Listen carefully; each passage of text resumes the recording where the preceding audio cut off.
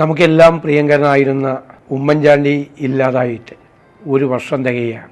നമുക്കത് വിശ്വസിക്കാൻ പോലും കഴിയാത്ത ഒരു യാഥാർത്ഥ്യമാണ്.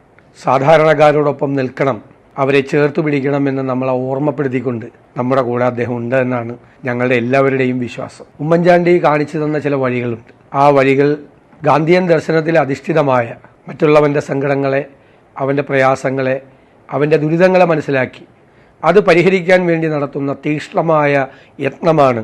അവൻ്റെ കണ്ണീര് തുടയ്ക്കാൻ വേണ്ടി നമ്മൾ നടത്തുന്ന ശ്രമമാണ് രാഷ്ട്രീയ പ്രവർത്തനം എന്ന് രാഷ്ട്രീയ പ്രവർത്തനത്തിന് നിർവചനം തന്ന ആളാണ് ശ്രീ ഉമ്മൻചാണ്ടി. അദ്ദേഹം ഒരു ഭരണാധികാരി എന്നുള്ള നിലയിലും രാഷ്ട്രീയ നേതാവ് എന്നുള്ള നിലയിലും എപ്പോഴും ജനങ്ങളോടൊപ്പമായിരുന്നു. ജനങ്ങളോടൊപ്പം നിന്നുകൊണ്ട് അവരുടെ സങ്കടങ്ങൾ കേട്ട്, അവരുടെ പരാതികൾ കേട്ട് അത് പരിഹരിക്കാൻ വേണ്ടി അദ്ദേഹം എപ്പോഴും ശ്രമിച്ചുകൊണ്ടിരുന്നു.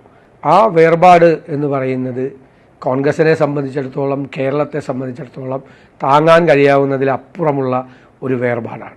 എങ്കിലും അദ്ദേഹം കാണിച്ചു തന്ന നന്മകൾ, കാണിച്ചു തന്ന മാതൃകകൾ ഞങ്ങൾക്കെല്ലാവർക്കും വഴികാട്ടിയായി ഇനിയും മുമ്പിലുണ്ടാകും.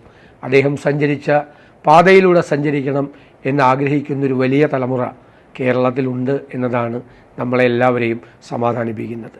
അദ്ദേഹത്തിൻ്റെ ഓർമ്മകൾക്ക് മുന്നിൽ ഞാൻ ആദരവുകൾ അർപ്പിക്കുകയാണ്.